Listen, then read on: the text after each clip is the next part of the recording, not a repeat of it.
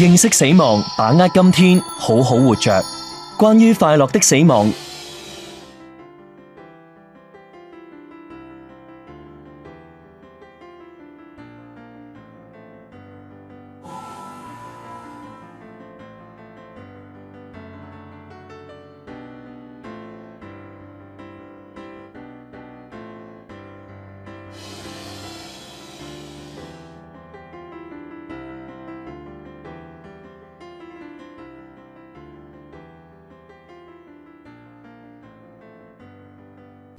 其實隨住一步一步咁樣去成長，我對於人生嘅睇法亦都有改變。從前嘅我會比較着重 me 我自己，我會諗一諗啊，我點樣去製造多啲嘅價值去提升自己。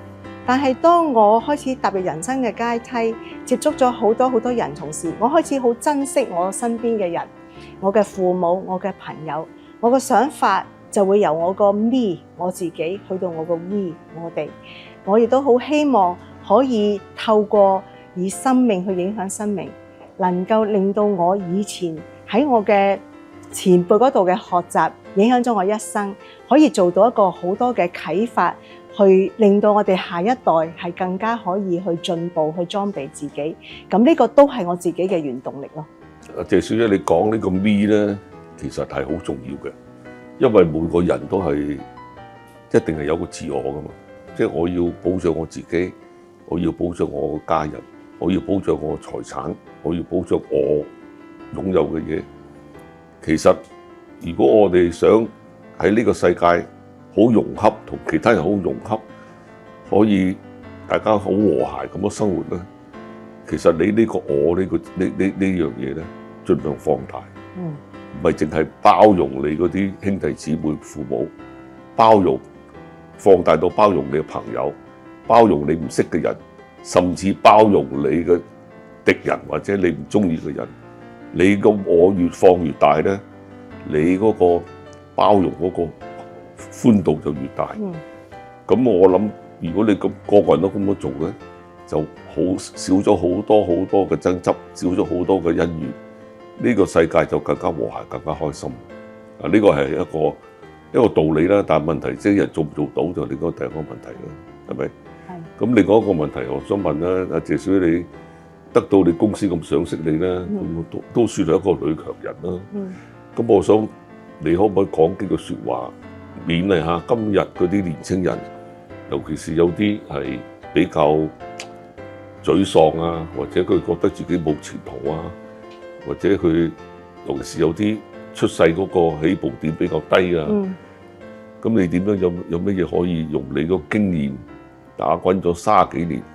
當然你呢段時間都唔會每日都順利嘅，梗係好多挫折噶嘛。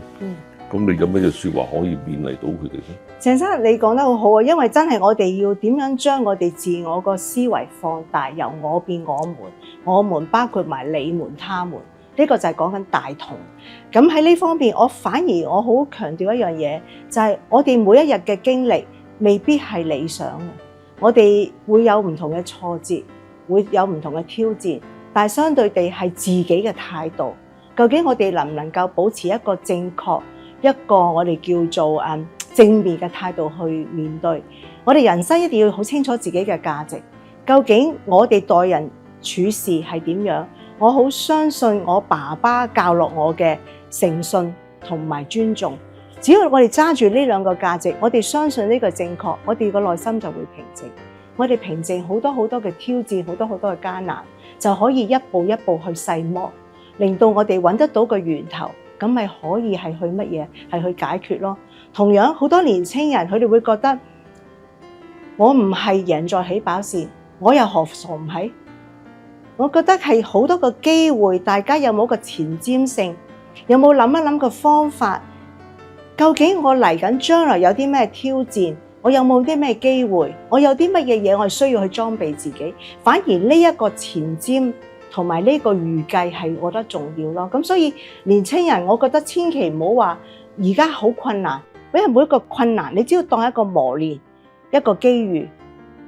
當你點點滴滴同身邊人傾下偈，同鄭生呢啲智慧嘅人傾下偈，同屋企人傾下偈，好多樣嘢都可以解決，千祈唔好自己轉牛角尖啊！呢個就我自己少少分享。你講得好啱啊！其實有一樣嘢，好多人都唔明，每一個人都係有好多嘅逆境。就算你睇到好成功嘅人，我唔相信佢每一日都係咁幸運、咁順境，一定好多逆境至令到佢成功啊嘛，係咪？咁但係問題有一樣嘢咧，我成日都講嘅就係，有時嗰個逆境未必壞事嚟嘅。當你遇到一個逆境嗰時，你可以用你嘅方法或者用你嗰個經驗，由個逆境轉做順境，可能由壞事變好事。我完全同意。如果我哋有順境，即係所謂叫做居安思危，你唔警惕自己，你濫用你個順境，或者你有錢亂咁揮霍，可能個順境變咗逆境喎。所以要好小心。係啊，係啊。即係福同禍係互相依附噶嘛。係嘛？係福同禍有時會變禍，有時變福噶嘛。睇下問題你點樣去轉換佢嘅啫嘛。呢個咪就係我哋中國人講塞翁失馬焉知非福咧。咁我哋如果有挑戰有逆境，呢個係製造一個我哋反思嘅機會。係啊，一個機會嚟㗎。冇錯，係啊。係嘛？係啊。如果你成日都中六合彩，我諗你收唔到財。我冇買六合彩。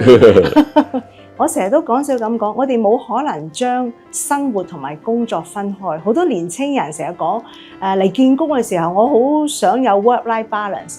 我第一句同佢講，真係唔會有 work-life balance，因為只有一個 life 嘅啫。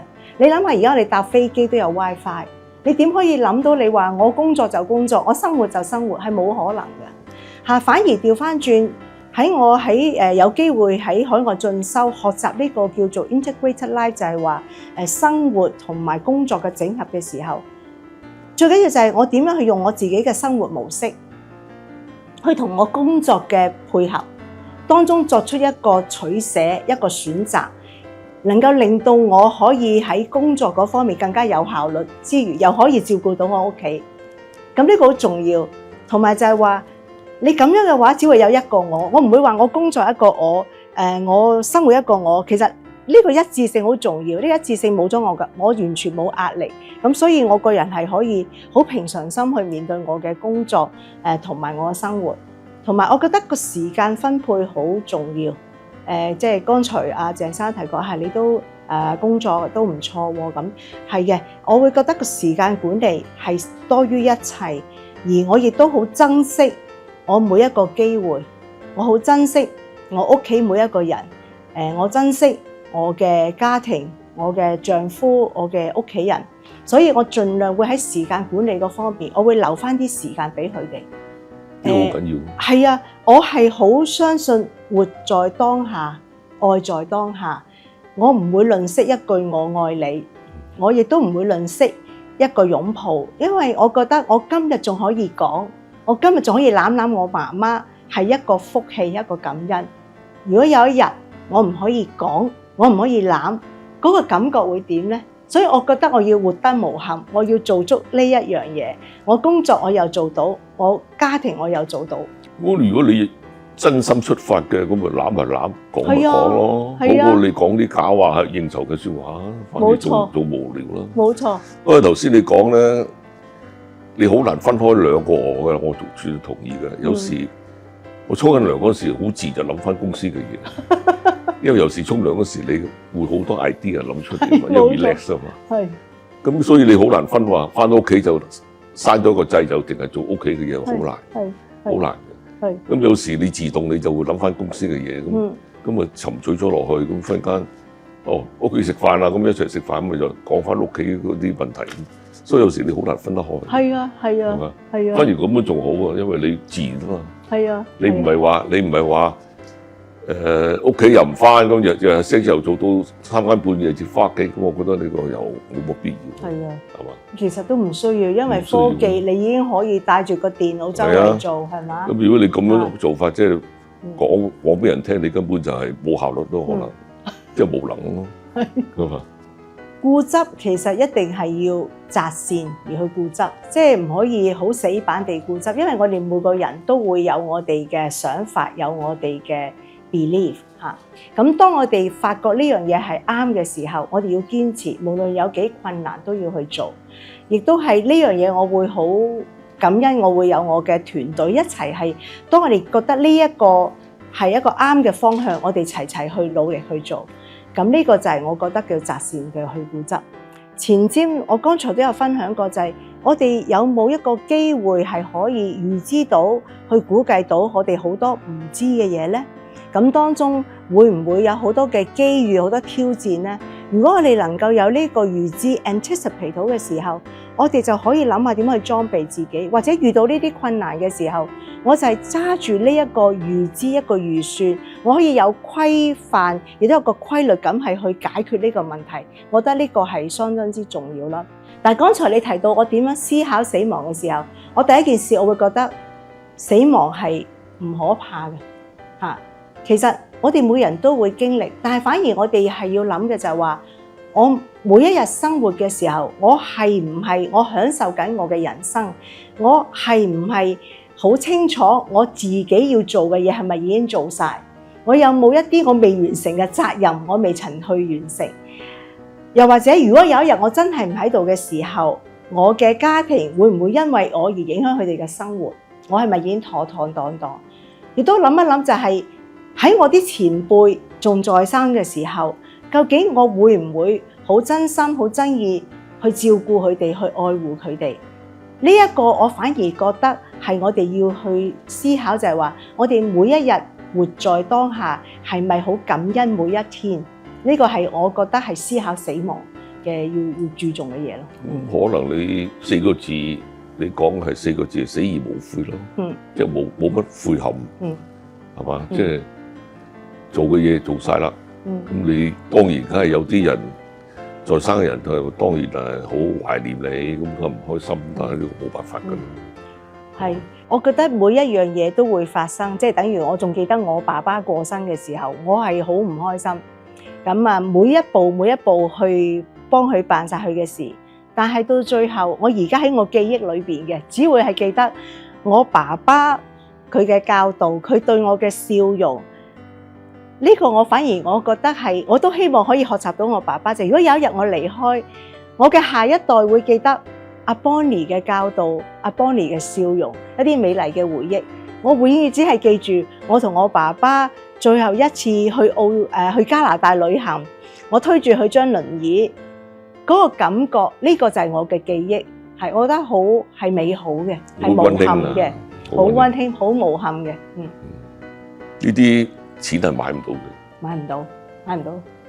首先全方位嘅人生，我嘅定義會係我嘅健康啦，我嘅家庭啦，我嘅事業啦，我個朋友啦，我哋嘅社會啦，好多好多樣。咁當中其實每一個情緒咧，我哋係要記住一定有個原因嚇。情緒唔係壞事，情緒係陪住我哋去成長。因為剛才都講過，情緒可以係順利，可以係唔順利嚇，亦都唔係話每一日都係咁順利。所以當我哋面對呢啲情緒嘅時候，我反而諗嘅就係話，我哋點樣去解決咧？我哋嗰個態度係有幾咁正面、幾咁積極去解決呢一樣嘢咧？咁所以呢個反而我覺得係喺嗰個情緒嗰方面要重視。同埋我哋點樣去解決，就最緊要我哋嘅心境能夠平靜。如果我哋能夠平靜嘅時候，好多樣嘢根本都可以解決。所以千祈唔好俾個情緒影響咗我哋身體、心身有太大嘅變化。因為我覺得咧，好多病咧就因為我哋嘅情緒起伏，同埋每一件事其實船到橋頭自然直啫。我哋要諗一諗就係話冷一冷靜，停一停，望一望個窗。睇一睇個藍天，睇一睇個碧海，望一望個山，其實回頭好多好靚嘅風光嚇，咁又何必咁緊張呢？所以情緒唔係壞事，反而係點樣可以去做一個我哋叫反思反省咯。因為我成日講咧，當你衝動嗰時做嘅決定，90%以上一定係錯嘅，所以冷靜好緊要。同埋咧，情緒呢樣嘢咧，當我哋清醒嗰時咧，個情緒一路都係陪住我哋嘅，冇一刻係停。所以我成日講咧，我哋每一秒都係要覺察自己個情緒。有時我哋人好個貪心係好自然嚟噶嘛，個憎恨心又係好自然喺度噶嘛。咁所以我哋成日察覺住，我哋做每一樣嘢啱定唔啱，有冇傷害到自己，有冇傷害到人，有冇要負嘅責任。我哋成日察覺自己情緒咧，你做嘅事咧就通常都唔會錯得去邊。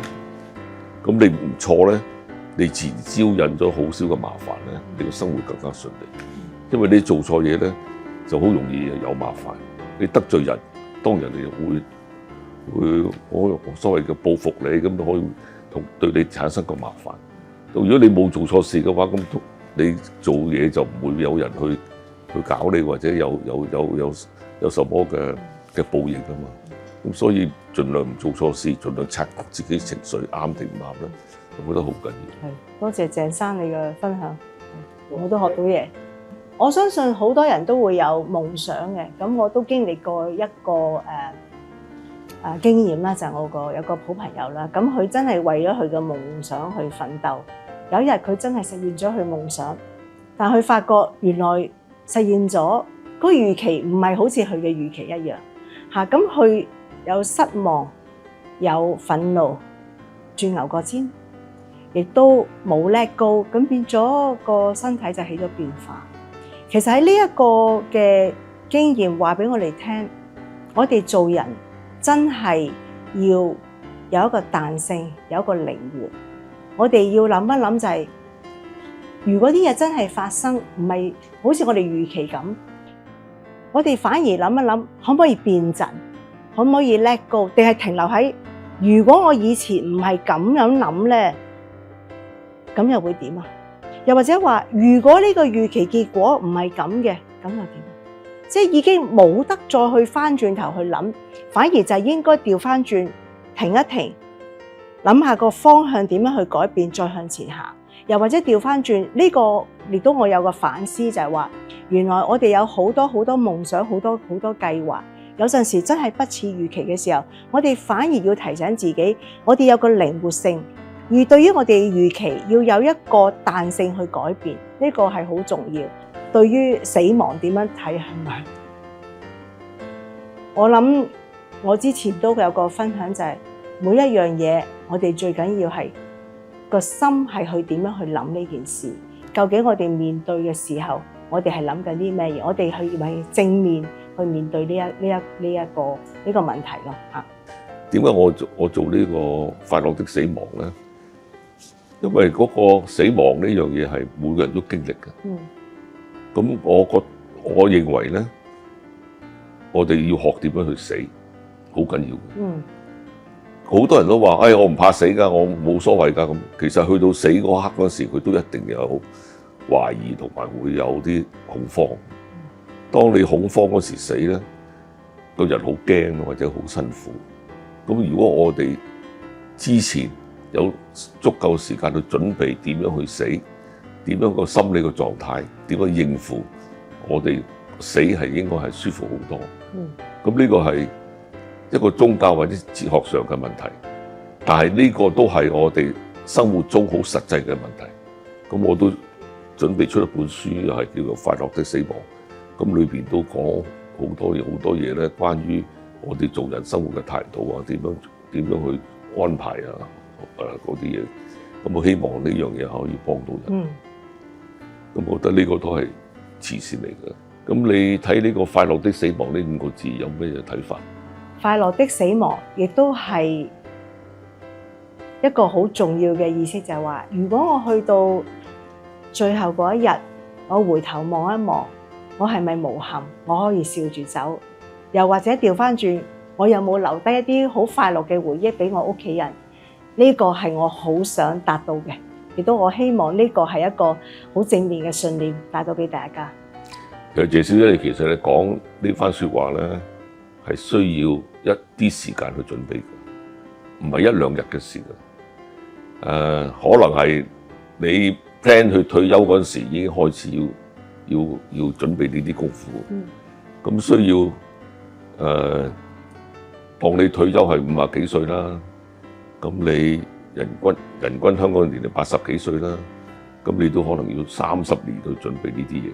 所以頭先我講就係準備呢個死亡唔係話3兩日咁啊搞掂嘅，唔係話安排個遺囑啊咁啊，跟住就同屋企人講下我就點樣點啊咁安慰説話，根本就唔足夠，係要起碼30年嘅時間去磨練你嘅心智同埋嗰個情緒同埋個心理，唔係一刻就可以處理到。因為你唔夠時間做咧，去到最尾嗰日咧，你會恐懼嘅一定，你就倒瀉籮蟹都唔知點樣去處理。